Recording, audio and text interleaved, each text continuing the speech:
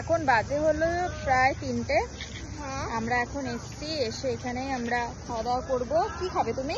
Chicken দেখবো, ওকে রান্না হবে সেটাই খাবো। ঠিক আছে। কত ভালো ম্যাও সত্যি।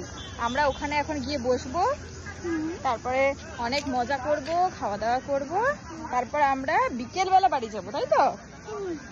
বিকেল বেলা আমরা আজকে অনেক মজা করব। তোমরা সানডেতে কি করছো অবশ্যই জানাবে।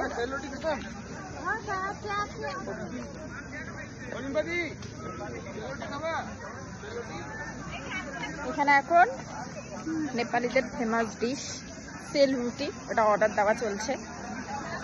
এই যে আমরা সবাই এখন এখানে বসে আছি।